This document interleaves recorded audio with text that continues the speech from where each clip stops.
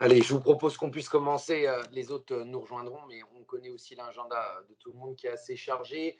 Merci d'être présent donc à cette conférence de presse, hein, conférence de presse de rentrée pour l'année 2022. Donc encore une fois en visio. On espère réellement que la prochaine sera en physique, mais on aura l'occasion toutes et tous de pouvoir se voir en physique au Salon de l'Agriculture. Une bonne nouvelle pour le monde agricole, hein, de pouvoir se retrouver tous ensemble pour échanger, dialoguer, bien sûr aussi faire passer l'ensemble de nos propositions. Et puis avec un élément important cette année, c'est la campagne aux élections présidentielles sur laquelle on va pouvoir revenir durant cette conférence de presse.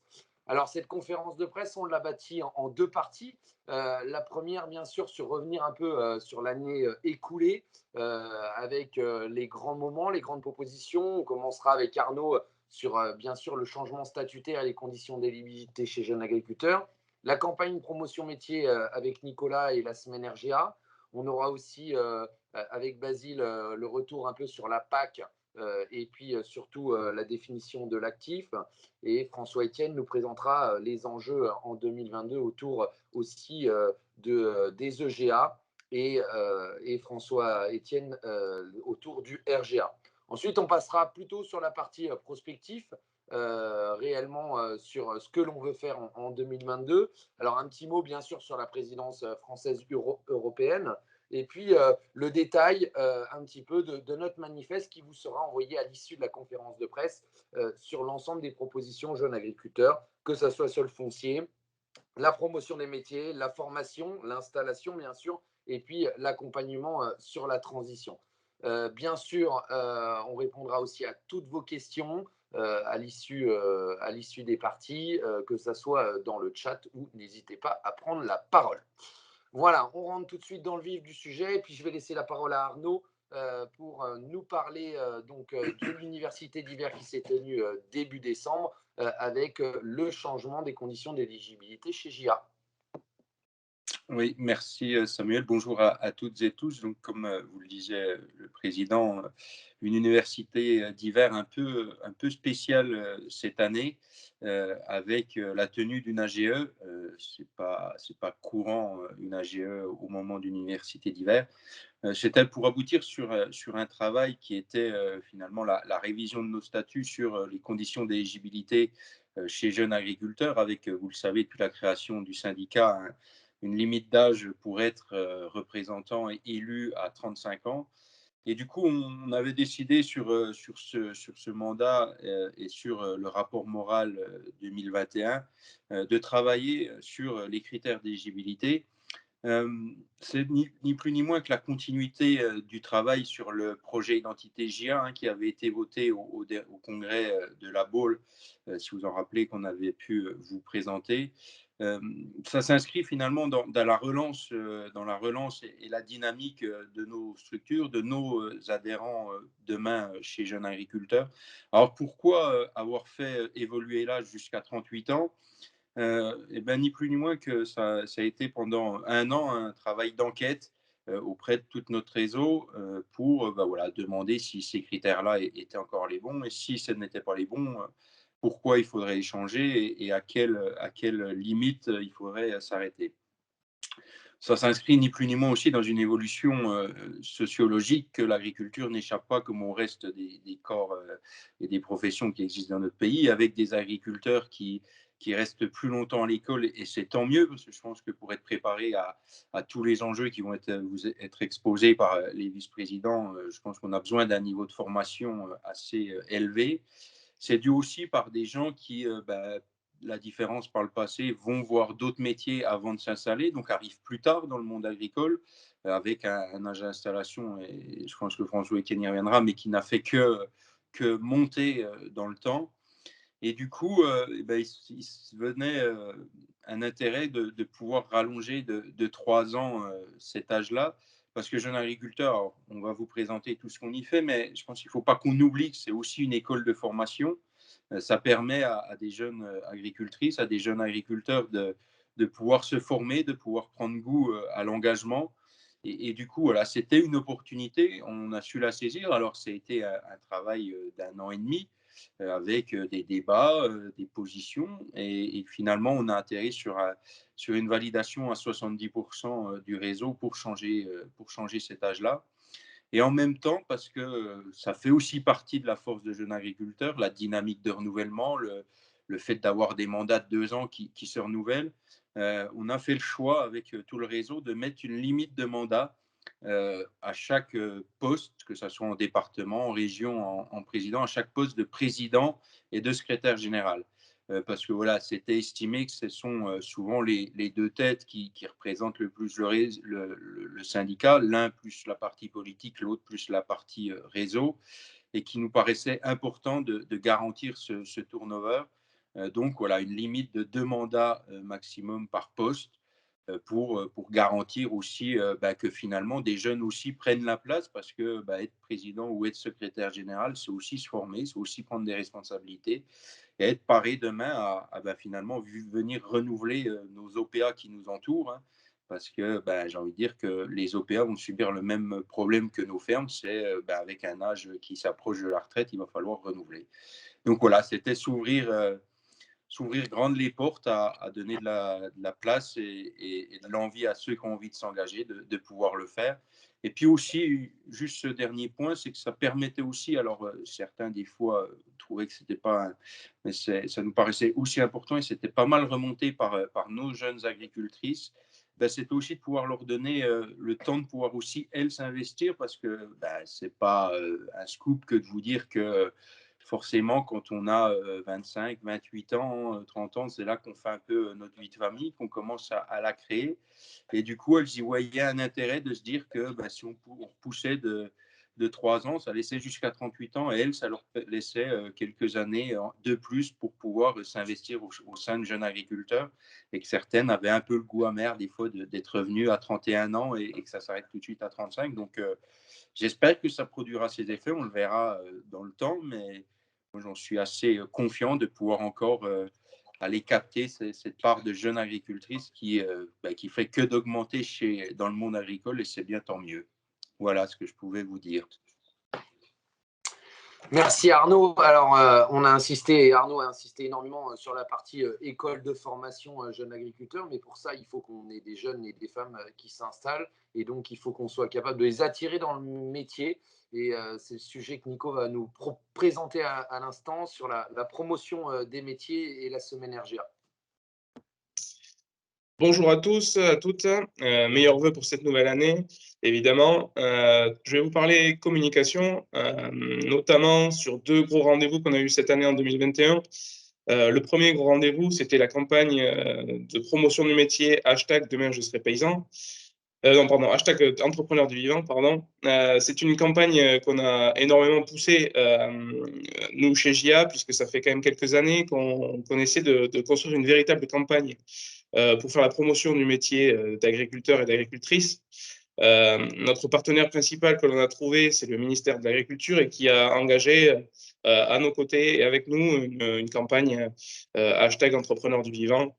C'est une campagne qui a retracé, qui a été diffusée durant l'année 2021, avec des spots à la télévision, des affiches promotionnelles, et bien sûr que nous avons relayé sur nos réseaux sociaux et les réseaux sociaux du ministère. Donc, elle répond à un enjeu qui est celle d'attirer des jeunes dans notre métier, mais pas que le métier d'agriculteur, le métier de tous les secteurs agricoles, en passant par le para-agricole, bien entendu.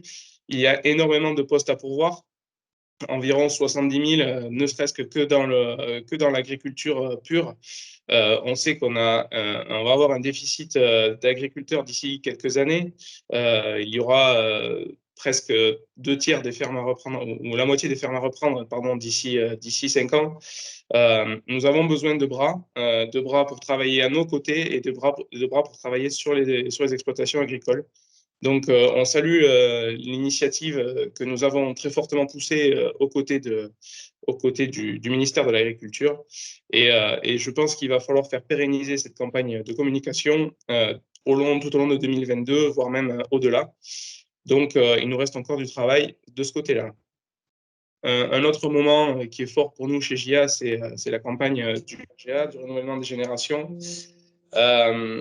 C'est une campagne de communication envers le grand public. Là, on fait plutôt de la promotion métier, donc la promotion pour les futurs agriculteurs et les futures agricultrices, pour les inviter à nous rejoindre, pour les inviter à s'intéresser à notre métier et de préférence être à nos côtés dans les futures années pour défendre le métier. Il y a bien sûr d'autres campagnes de communication tout au long de l'année. On a voulu s'intéresser de préférence à celle-là. J'espère que vous ne nous en voudrez pas trop, mais sinon, ça allait être un peu trop exhaustif. Je vous remercie. Merci Nicolas. Peut-être un point sur le dernier round de l'année avec Basile, entre autres sur l'actif. L'actif qui est un sujet qu'on tient à cœur chez Jeunes Agriculteurs pour mettre en avant réellement les hommes et les femmes qui font le métier d'agriculteur. Vas-y Basile. Merci et bonjour à tous et tous mes voeux également pour cette nouvelle année. Donc oui, un petit retour sur l'actif agricole. On a eu pendant 5-6 ans des groupes de travaux en Coréna et sur lesquels on a travaillé activement pour trouver une solution ensemble avec l'ensemble des parties prenantes du métier d'agriculteur pour essayer vraiment de pouvoir avoir que des agriculteurs qui puissent, et de véritables agriculteurs qui puissent toucher les aides PAC. Il y avait eu des arbitrages en 2020, il y avait eu un accord en novembre entre les régions et les États, enfin entre les régions et l'État. C'était un accord qui, alors malgré quelques déceptions de notre part, qui était pour nous une très belle avancée avec des points d'ancrage qui nous intéressaient vraiment. Donc il y a eu quelques victoires, une où sur la formation, François-Étienne va vous en parler à la suite, une deuxième entre la retraite et la PAC, ne pas pouvoir toucher les deux en même temps, mais il y a eu surtout une très grosse défaite qui nous a vraiment perturbé, c'était l'âge légal de départ à la retraite, un coup près en disant voilà, à partir de cet âge-là, vous ne pourrez plus toucher les aides PAC, on ne vous interdit pas d'être agriculteur, mais le but c'est de renouveler tout le temps et au maximum et de vous aider aussi à partir à la retraite, mais surtout de renouveler le métier d'agriculteur et les hommes et les femmes qui le font. Donc, il y a eu un changement de dernière minute avec des pressions quand même actives au mois de décembre de la part de nos opposants à cette évolution, qui ont fait faire un volte-face au ministre et qui nous laisse quand même un goût assez amer de dernière minute. Donc, il y aura des échanges qui vont attaquer dès ce matin juste après les vœux pour parler de l'évolution de cet actif agricole avec le ministère auquel nous allons participer et sur lequel nous allons rester plus que mobilisés. Voilà aujourd'hui le point d'étape. On souhaite vraiment avoir des points supplémentaires pour cet actif agricole. On a donné quelques points d'ancrage. On en a surtout beaucoup parlé et ça a fait pour nous un peu tache d'huile. Et le but, c'était vraiment de mettre un pavé dans la mare. Et donc aujourd'hui, il y est. Maintenant, c'est à nous de continuer à pouvoir le concrétiser. Merci. Merci Basile. Alors, le lien est tout trouvé avec le renouvellement génération et avec François-Étienne sur la partie RGA. Donc, Basile le disait, on a eu des victoires sur 2021. Je vais commencer comme cela. On a eu des victoires en 2021, je vais les rappeler, qui vont avoir un fort impact sur 2022 et sur notre objectif d'installer. La première victoire que je citerai, c'est vraiment la hausse du budget de la PAC. On a eu des victoires, soit pour l'installation, à 3% du budget de la PAC. Donc, c'était une demande qui était vraiment importante, portée par notre syndicat et portée par le CEJA, le syndicat des jeunes agriculteurs européens, d'une augmentation du budget alloué vraiment au renouvellement des générations. Nous l'avons obtenu et c'est vraiment une victoire importante qui va nous permettre, nous l'espérons, de répondre à notre objectif qui est de 10 000 installations aidées par an d'ici à la fin de la programmation. Le contexte, on en a souvent parlé, on va avoir énormément de départs à la retraite qui vont arriver sur cette programmation et il faut à tout prix qu'on augmente l'installation et on espère très fortement que le budget de la PAC qui est en augmentation va nous permettre d'arriver à cet objectif. Le 10 000 installations aidées peut paraître optimiste quand aujourd'hui on n'en fait que 5 000, mais cet objectif a été construit. Il est réaliste au vu du nombre de départs à la retraite et vraiment l'ambition de Jeunes Agriculteurs, c'est de faire 2 installations pour 3 départs. La deuxième grande victoire qu'on a eue sur l'année 2021, qui est arrivée vraiment juste avant les fêtes, c'est le niveau de formation, le niveau 4 agricole, qui était vraiment une demande de longue date de la part de Jeunes Agriculteurs, qui a été rappelé dans notre rapport d'orientation 2020. Ce niveau de diplôme permet d'obtenir les aides à l'installation. On sait qu'on a un métier qui est professionnalisant.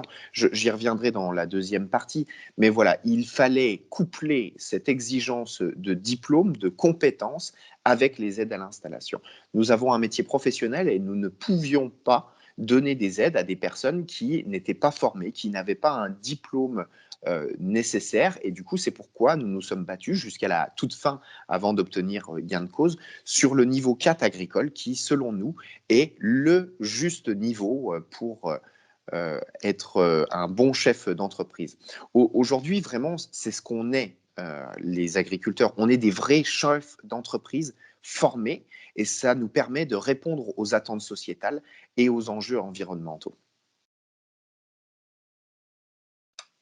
Merci François-Étienne. Alors pour installer, il faut créer de la visibilité et la première visibilité autour, en lien avec l'installation que François-Étienne porte et que l'on porte autour du projet d'entreprise, c'est pouvoir avoir un métier rémunérateur et donc la bataille continue encore aujourd'hui sur les états généraux de l'alimentation. Vas-y Guillaume.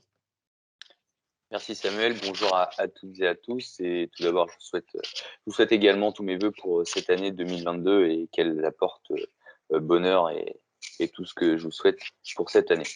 Alors, comme le disait Samuel et le rappelait François-Étienne, les filières chez Jeunes Agriculteurs, c'est très important puisque si on n'a pas de filière structurée et rémunératrice, on ne pourra pas, bien entendu, faire des installations pérennes sur le territoire agricole.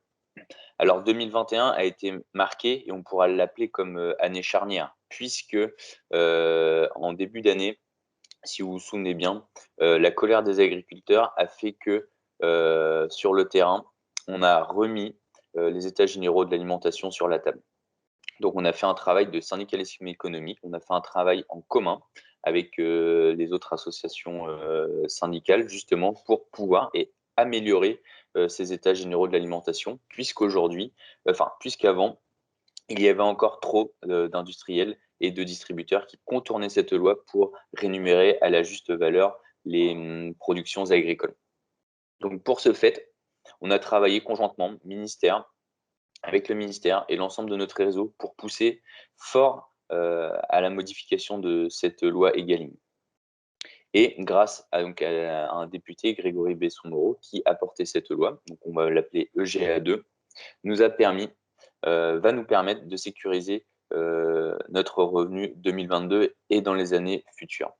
Alors, bien entendu, il y a encore un gros travail qui reste à faire, puisque aujourd'hui, on est quand même dans un contexte inédit où on voit de l'inflation sur l'ensemble des produits agricoles, mais pas que. Ça touche l'ensemble des dépenses des ménages. Donc, c'est pour ça qu'il faut qu'on soit vigilant à l'augmentation de nos tarifs agricoles, puisque aujourd'hui, on doit maintenir l'ensemble de nos coûts de production pour avoir une rémunération à sa juste valeur. 2022, grâce à Egalim 2, va nous permettre d'aboutir à des négociations commerciales, même si aux premiers échos, on ne peut pas dire que tout se passe dans le meilleur des mondes, mais nous veillerons, et aujourd'hui on le voit, il y a des agriculteurs qui sont sur le terrain pour rappeler la bonne tenue de cette loi, puisqu'aujourd'hui elle est beaucoup plus cadrée et donne plus de visibilité pour raccorder les coûts de production sur nos exploitations agricoles. Donc, nous serons vraiment particulièrement vigilants à la pleine application de cette loi, puisque aujourd'hui, ce n'est plus tenable de, entre guillemets, brader nos productions agricoles. Si on veut assurer le renouvellement des générations agricoles, on doit montrer que nos filières sont fortes, sont structurées, qu'on peut contractualiser tout en amenant du revenu dans nos exploitations agricoles. Voilà, Samuel, pour la partie négociation commerciale et Egalim. Alors, c'est un point central de ce début d'année 2022. Vous l'avez vu, on a lancé un appel à mobilisation et nos secrétaires généraux, Arnaud Gaillot, en lien avec la FNSEA, Jérôme Despé, ont lancé un appel à mobilisation dans nos réseaux. Il s'agit maintenant de mettre la pression sur la grande distribution, mettre la pression sur les distributeurs pour faire appliquer ces indicateurs de coût de production. Je serai ce soir avec bien sûr Guillaume et avec Christiane Lambert au comité de suivi des négociations commerciales organisé par le ministère de l'Agriculture, sur lequel on attend en premier une bonne nouvelle, normalement, certainement sur l'étiquetage, mais aussi sur lequel on attend une certaine fermeté. Une crainte que l'on a aujourd'hui, c'est qu'on voit qu'ici ou là, certains distributeurs pourraient passer un certain nombre de hausses, mais ont une crainte, c'est que tout le monde ne joue pas le jeu et qu'au final, en passant un certain nombre de hausses, ils puissent être les perdants parce que les clients se détourneraient de leur magasin. Il faut rappeler, on rappellera ce soir qu'il y a un cadre législatif, il faut le respecter, que la DGCCRF doit aussi réellement aller au bout de sa mission de contrôle, mais aussi de sanction pour faire en sorte réellement que ces états généraux de l'alimentation soient appliqués. Alors, peut-être un regret, c'est que cette loi-là et cette nouvelle application arrivent à un moment un peu charnière où l'ensemble des matières premières sont augmentées et donc sur lequel ça risque de faire une augmentation du panier moyen. Certes, mais un message aux grands distributeurs, c'est que si ils veulent faire des produits d'appel pour nos consommateurs, c'est pas sur les produits alimentaires, c'est pas sur les produits agricoles français qu'on doit le faire, parce que on a beaucoup parlé de la souveraineté alimentaire, on a beaucoup parlé du monté en gamme, des attentes des concitoyens. Aujourd'hui, les agriculteurs français sont en transition pour aller répondre à l'ensemble des attentes de nos concitoyens, mais ça ne se fera pas à n'importe quel prix et ce n'est pas en bradant nos produits agricoles et en étranglant les industriels et les agriculteurs qu'on y arrivera parce que ça aura une conséquence directe d'une diminution du nombre d'agriculteurs sur notre territoire et ça sera un enjeu directement lié avec le renouvellement des générations.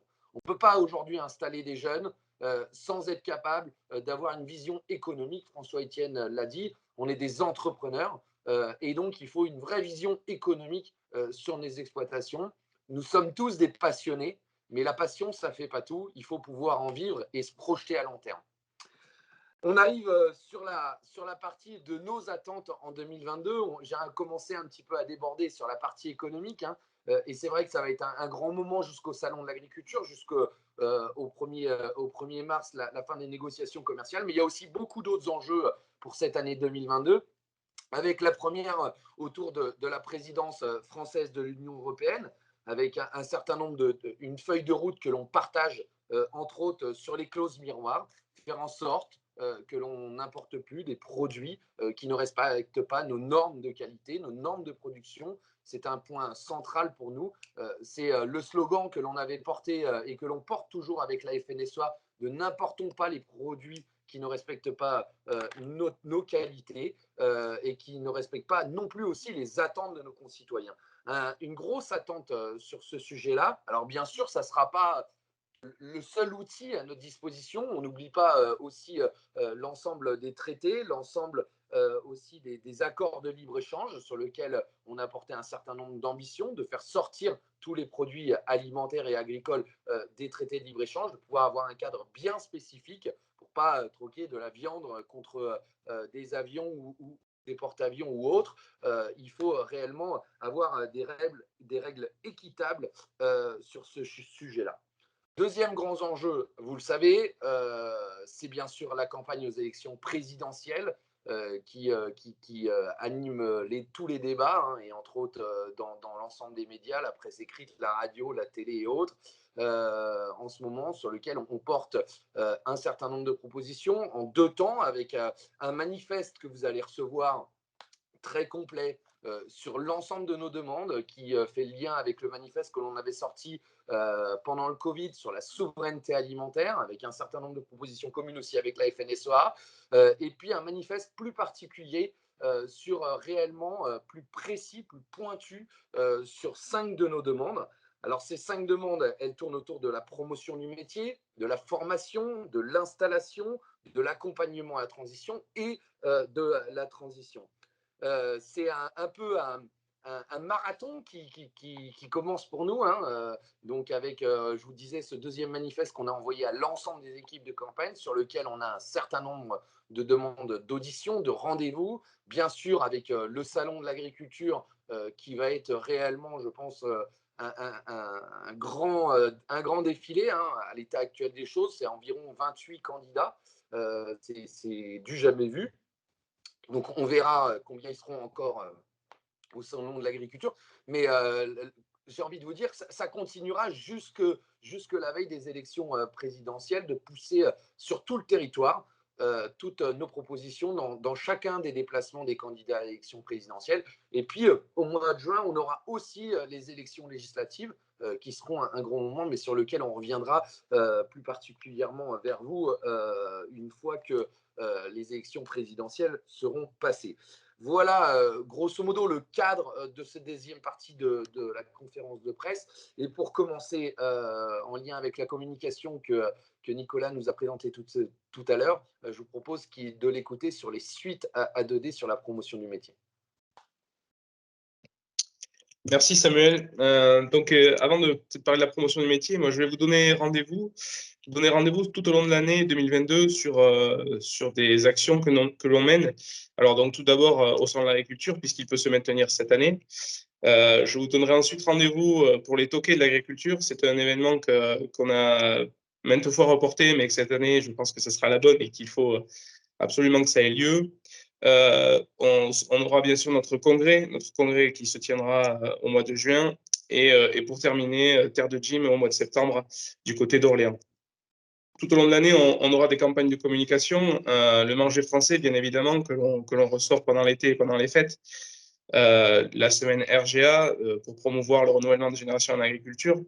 Et une semaine sur le foncier agricole que l'on fait comme chaque année. Tout au long de l'année, vous trouverez aussi des contenus visuels et vidéos de très bonne facture que nous diffusons sur nos réseaux sociaux. Et puis, bien évidemment, on va accentuer pour faire suite à l'année 2021, une campagne sur la promotion des métiers.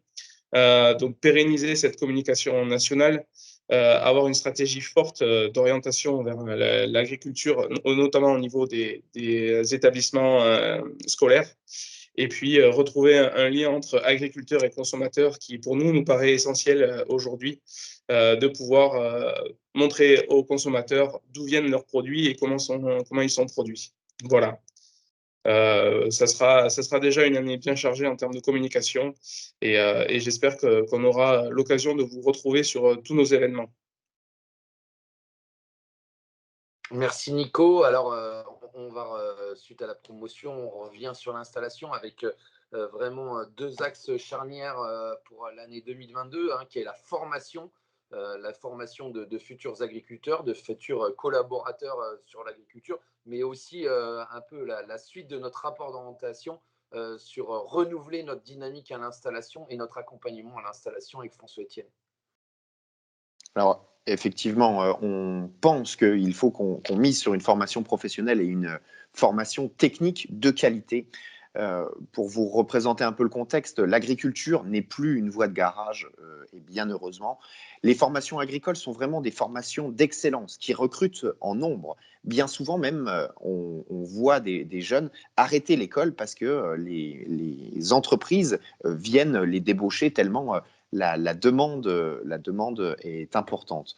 Nous avons vraiment besoin d'avoir de vrais chefs d'entreprise qui assurent notamment la rentabilité économique, mais aussi la résilience de leur exploitation. La qualité de la production, la performance 1, 2, 3, la performance environnementale, le bien-être animal et aussi les bonnes conditions de travail de leurs salariés quand ils en ont. C'est pourquoi nous proposons 3 axes. Continuer de rendre attractive la formation initiale en communiquant énormément dessus. Nous faisons un travail important aussi avec le ministère pour rénover aussi les diplômes de l'enseignement agricole. Et aussi un 3e point que nous proposons, à tout prix, il faut qu'on facilite l'accès à la VAE, à la valorisation des acquis de l'expérience. Tout le monde ne passe pas par la voie classique de la formation initiale. Il faut vraiment qu'on facilite la reconnaissance des acquis de l'expérience. Ensuite, il faut bien sûr qu'on facilite l'installation et la reprise de fermes par un point d'entrée unique. Tous les porteurs de projets en agriculture, où qu'ils soient, doivent bénéficier d'un accompagnement simple, lisible, personnalisé et équitable pour tous les territoires. C'est vraiment très important. Cet accompagnement doit favoriser l'autonomie et la professionnalisation de tous les porteurs de projets, quelle que soit la maturité de leur réflexion. C'est pourquoi on propose une seule entité en charge d'un dispositif unique sur l'ensemble de la carrière, avec des partenaires qui vont pouvoir aider les jeunes tout au long de leur carrière, mais vraiment une seule entité en charge d'un dispositif unique. Un seul conseiller référent à chaque période délicate de la carrière, pour que les jeunes sachent vers qui se tourner quand ils ont une réflexion à mener sur leur exploitation. Et ensuite, pour aider justement ces conseillers, une plateforme nationale en support à l'accompagnement qui doit référencer tous les chiffres de l'agriculture, toutes les données techniques et que ça soit à disposition de tous les conseillers qui vont pouvoir aider le jeune, que ça soit lors de son installation, lors de sa carrière, en voulant faire évoluer son exploitation, en voulant se former tout au long de sa carrière, mais aussi dans le moment charnière de la transmission pour que ces conseillers puissent accompagner au mieux les personnes qui vont quitter notre métier.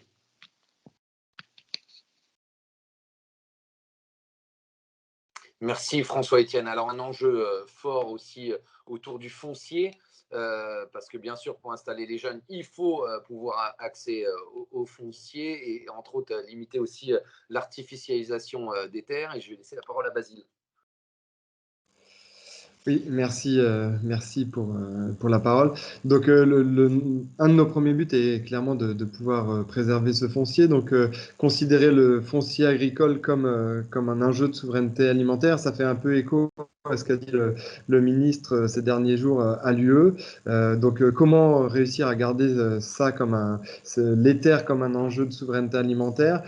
Ça passe par plusieurs points. Le premier, à notre avis, est en régulant le prix, parce qu'aujourd'hui, globalement, le prix est en hausse partout sur le territoire, voire très largement en hausse. Et dans certaines zones, on commence à arriver avec des prix tellement élevés que l'ensemble des jeunes agriculteurs ne peuvent plus y accéder. C'est clair et on y est arrivé. Donc voilà, notre but est quand même de pouvoir installer des agriculteurs sur leur territoire avec les outils de production qui leur sont en propriété ou à disposition pour eux, mais on veut qu'ils restent les responsables du choix qu'ils ont choisi et que ça ne soit pas une contrainte financière qui leur interdise de choisir comment ils ont envie de procéder. Donc la deuxième chose pour préserver ce foncier agricole est la lutte contre l'artificialisation de ces terres. Donc il y a eu de belles avancées avec la loi climat qui pour nous, avec un objectif de diviser par 2 l'artificialisation sur 10 ans, est une avancée majeure. Alors on espère pouvoir constater cela en pratique. Aujourd'hui, c'est des paroles. Demain, on espère que ce sera des actes. Le but n'est pas de travailler contre les autorités locales. Le but, c'est de travailler plus intelligemment ensemble, d'être plus efficients ensemble et que tout le monde puisse bien comprendre que voilà, la terre agricole ne se renouvelle pas. On n'est pas en train de fabriquer des baskets, ça se renouvelle pas. Si elle part à l'artificialisation, c'est de la terre perdue pour notre souveraineté alimentaire. Et dans les collectivités locales, c'est compris, mais je pense que l'enjeu démographique et l'artificialisation à tout va fait qu'ils sont entre le marteau et l'enclume et on se doit d'en faire une réelle priorité, de trouver des manières de travailler et de collaborer différemment. Ensuite, on aimerait, pour préserver ce terrain agricole, déjà avoir une base unique, un registre unique. Aujourd'hui, en agriculture, plusieurs fichiers existent, plusieurs registres existent, sur lesquels on enregistre des informations différentes, sur lesquels on enregistre de temps en temps les mêmes informations. Notre but est vraiment d'avoir quelque chose de beaucoup plus efficient, de quelque chose de beaucoup plus simple et de beaucoup plus automatisé pour cet enregistrement, et d'avoir une seule base unique pour connaître par exemple les propriétaires, les locataires de chaque terrain. Derrière, ça nous permettra d'avoir une vision globale de la ferme France un peu plus détaillée, sachant que dans les 10 ans à venir, un quart de la SAU va changer de main, soit avec des baux qui vont changer, soit avec des achats des achats et des ventes qui vont se faire, puisque une grosse partie de nos agriculteurs vont partir à la retraite dans ces 10 années. Ensuite, on aimerait aussi développer des formes innovantes d'accès au foncier pour le jeune et puis rénover une partie de cet accès. Alors avec par exemple le partage du foncier, le développer, qui l'achète, qui le reçoit, comment ça se passe, avec des systèmes aussi, pourquoi pas, de crédit bail comme on fait sur une voiture aujourd'hui. Est-ce qu'on ne pourrait pas essayer de l'imaginer sur du foncier? Enfin voilà, il y a plein de choses qui peuvent se mettre en place. On n'est pas avare d'essayer de trouver des solutions chez jeunes agriculteurs. Le but, ça serait vraiment de pouvoir développer ça, de réformer ça, de moderniser l'ensemble de ce contrôle à l'accès à la terre par une grande loi foncière qui nous était promis pour le quinquennat précédent, enfin, actuel, et que l'on espère vraiment pour le quinquennat futur. Alors, il y a eu quelques soucis qui ont un peu chamboulé l'ensemble du calendrier, dont le Covid qui a pris une place gigantesque dans nos assemblées, mais on espère vraiment pouvoir en faire un des points clés du prochain quinquennat. Ça nous semble inévitable. Merci Samuel. Merci Basile. Et puis tout à l'heure, on parlait aussi de répondre aux attentes de nos concitoyens avec une attente bien spécifique autour de la transition. Mais pour faire cette transition, on a aussi besoin d'un accompagnement fort et je vais laisser Guillaume vous présenter nos propositions. Merci Samuel. Donc l'autre sujet, bien entendu, c'est l'accompagnement des transmissions des exploitations agricoles, puisque c'est quand même l'un des angles morts de l'ensemble des politiques agricoles. Il faut savoir que la transmission des exploitations agricoles, ça peut être un pilier pour la transition agroécologique, puisque lorsqu'il y a une transmission sur une exploitation agricole, c'est l'occasion pour un jeune d'engager des nouveaux investissements sur leur exploitation et mener à bien de nouveaux projets. Transmettre une exploitation agricole, parfois, peut être compliqué, puisque si on se met à la place du cédant, qui a travaillé toute sa vie, c'est souvent une épreuve psychologique. Après, les nombreux départs à la retraite peuvent également se présenter comme une opportunité pour des milliers de jeunes et un public en reconversion. On le disait tout à l'heure, on s'est fixé un objectif de 10 000 installations à la fin de la programmation de la politique agricole commune, donc d'ici 5 ans. On a un objectif ambitieux et on fera tout pour relever ce défi et surtout pour accompagner au mieux les exploitations agricoles dans leur transmission d'exploitation. Et puis, pour transmettre, bien entendu, il faut des outils pour faciliter ces transmissions. Ces outils pour accompagner et libérer le foncier agricole, encourager les conditions de départ à la retraite et faire converger des prix, comme Basile pouvait le dire, à des justes valeurs économiques. C'est pourquoi nous proposons dans ces axes sur la transmission des exploitations agricoles de coordonner l'ensemble des dispositifs d'aide d'État, de créer des systèmes de bonus-malus, soit fiscal, social, économique. Voilà, il y a beaucoup de choses à inventer en faveur des cédants qui transmettent à un jeune.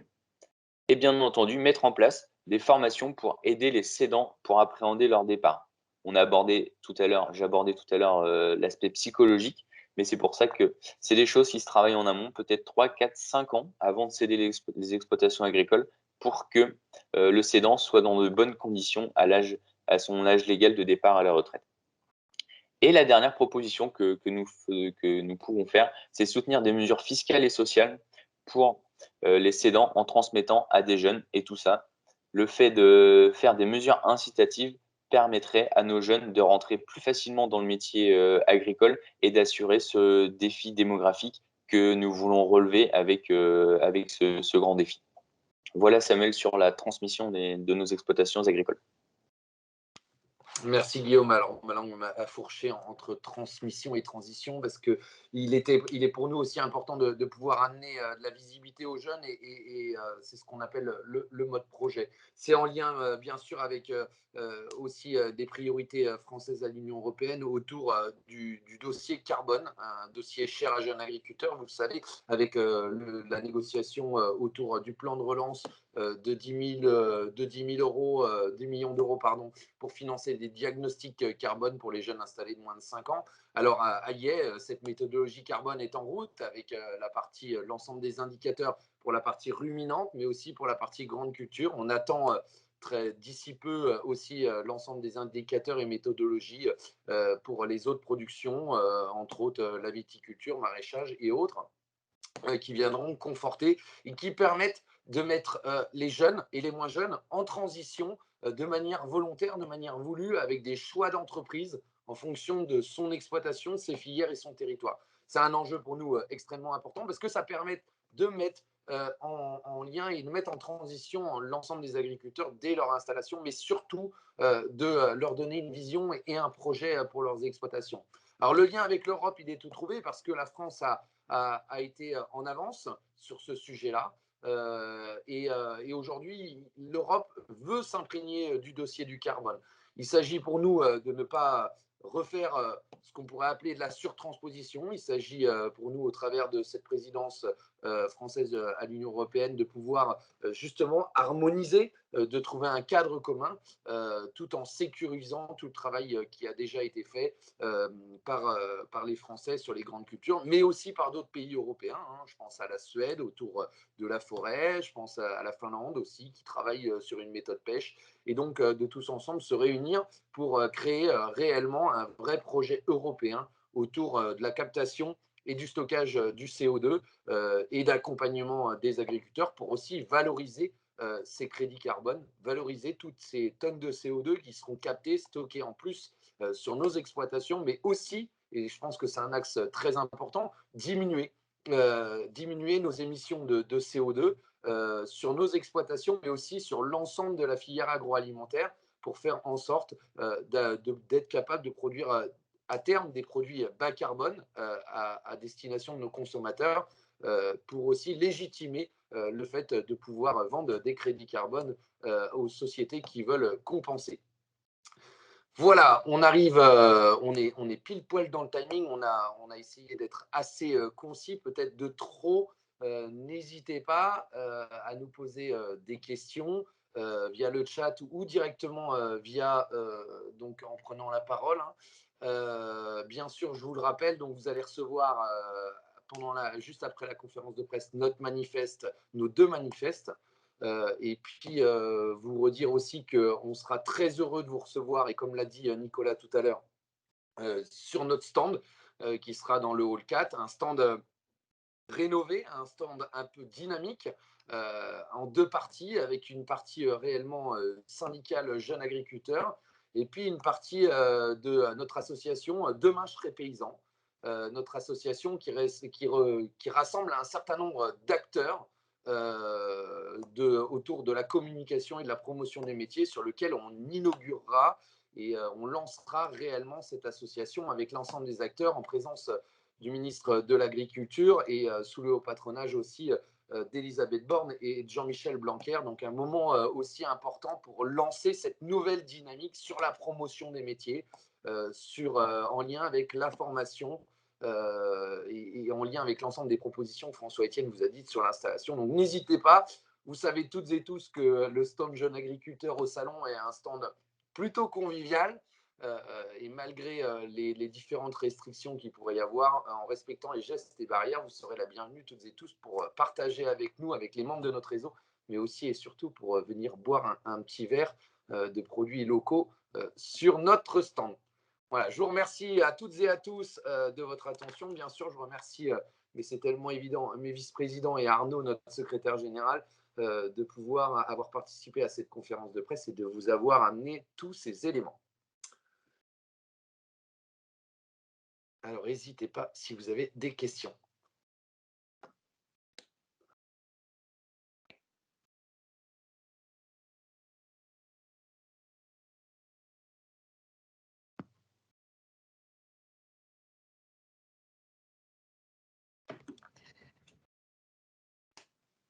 Oui, Christophe. Oui, bonjour, Christophe Soulard, ActuAgri. Est-ce que vous pouvez nous faire un point sur cette journée de mobilisation Transparence GMS? Est-ce que vous avez déjà quelques remontées du terrain? Merci. Merci. Arnaud? À l'heure actuelle, on n'a pas encore toutes les remontées. Alors, il y en a quelques-unes. Hein. On peut voir que sur Normandie, Bretagne, on voit déjà sur les réseaux sociaux voilà, que ça s'est mobilisé cette nuit, ça va se mobiliser aujourd'hui. Je pense qu'on aura un point plus à jour ce soir. Voilà. Après, on le sait, il y a une grosse attente et une grosse mobilisation. Bien sûr, c'est de la sensibilisation, c'est de la pression, si on peut dire. Voilà, pour l'instant, on peut voir que l'Ouest sont les premiers à sortir, mais on saura plus ce soir sur le reste au niveau français. L'ensemble des actions sont assez diverses, hein, on l'a vu aussi dans le nord de la France chez Danone, on le voit aussi, il y a un certain nombre de mobilisations qui sont en préparation dans le sud, qui vont permettre de mailler, que ce soit vers les industriels, vers les GMS, avec un objectif aussi via les réseaux sociaux, parce qu'il faut se servir des réseaux sociaux, de faire remonter un maximum de pratiques illégales à la DGCCRF. Hein. C'est aussi un peu notre action. La DGCCRF a aussi prévu de se servir des réseaux sociaux pour aller plus vite dans la recherche des pratiques illégales vis-à-vis de la loi. Donc voilà, on a notre rôle à prendre de signaler l'ensemble des pratiques via les réseaux sociaux et de les mettre à la disposition de la DGCCRF pour que ça facilite l'action.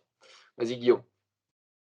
Et j'aimerais bien aussi rebondir sur aussi le rôle que les agriculteurs vont prendre lors de cette mobilisation. Donc, bien entendu, Samuel Arnaud le disait par des contrôles sur le terrain, mais il ne faut pas oublier qu'il y a aussi tout le travail que nous, syndicats, on peut mener aussi en interne, puisque aujourd'hui, on a la contractualisation qui est obligatoire en viande bovine.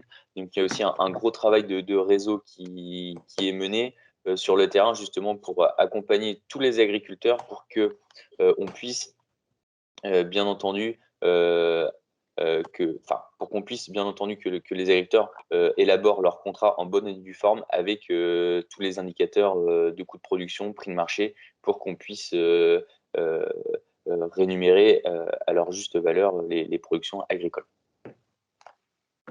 On aura un état des lieux un peu plus fin à vous transmettre d'ici la fin de semaine. On a envoyé une info presse hier annonçant donc l'ensemble des actions qui pourraient se faire et c'est en train de s'organiser sur le terrain.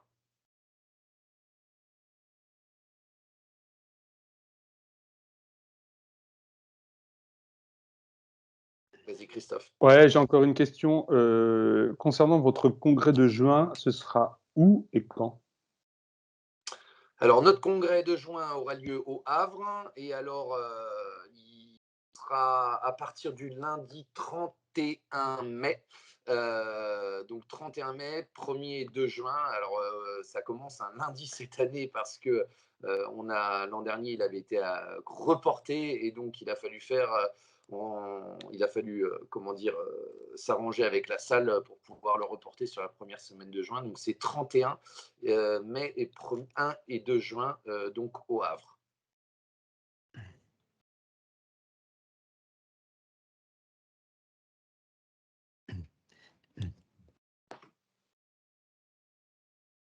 vous avez parlé de la nécessité d'un point unique d'accueil pour l'installation. Quel pourrait être ce point unique? Sébastien Windsor a émis ce souhait également la semaine dernière. Est-ce que vous êtes en phase avec lui? Je vais laisser répondre François-Étienne, mais si Sébastien Windsor l'a dit, c'est parce qu'on y a beaucoup travaillé et que c'est suite à notre rapport d'orientation. Merci Marc, mais je vais peut-être laisser François-Étienne développer. Alors effectivement, nous, on porte une ambition depuis notre rapport d'orientation 2020, c'est de regrouper justement plusieurs acteurs dans ce point d'entrée unique. Nous, on a décidé de l'appeler PAFIT pour faire un peu résonance à ce que je vous ai présenté d'un seul lieu pour tous les moments importants de la carrière. Et effectivement, si Sébastien en a parlé il n'y a pas longtemps, c'est parce qu'on partage nos positions avec le réseau Chambre d'agriculture qui aujourd'hui détient la labellisation de plusieurs PAI, détient la labellisation de plusieurs CE3P. C'est une bonne chose, mais voilà, on a identifié des failles dans le dispositif actuel que nous souhaitons voir améliorer et que nous faisons des propositions communes, je dirais, avec la PCA auprès des services du ministère. Donc pour nous, le lieu d'entrée unique serait notre point accueil, formation, installation, transmission. Alors, je m'excuse, je me suis trompé dans les dates. Notre directeur qui veille au bon déroulement de cette conférence de presse vous a remis un message sur le chat. C'est le lundi 30 mai, mardi 31 mai et mercredi 1er juin pour le congrès des jeunes agriculteurs au Havre.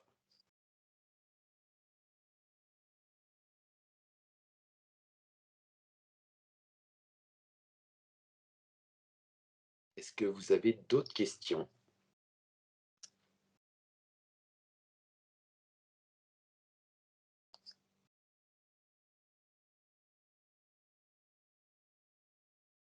Non.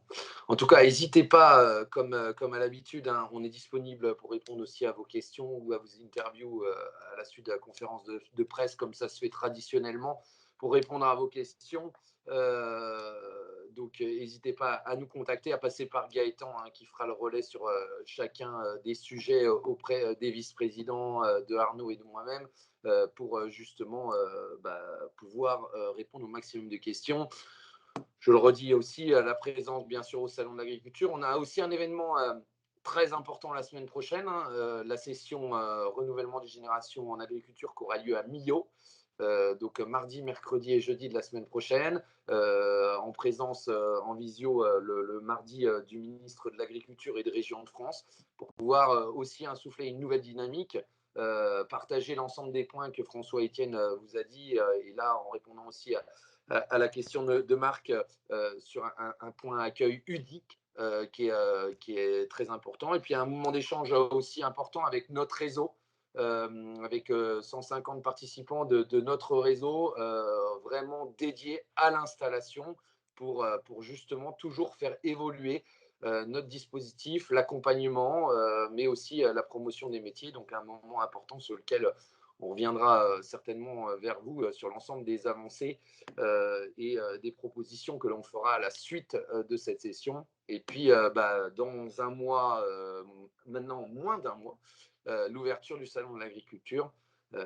Donc, voilà, avec ce salon des retrouvailles, comme le dit les organisateurs, sur lequel on espère que ça se passe dans les meilleures dispositions pour se retrouver, mais aussi pour proposer et faire avancer l'agriculture française.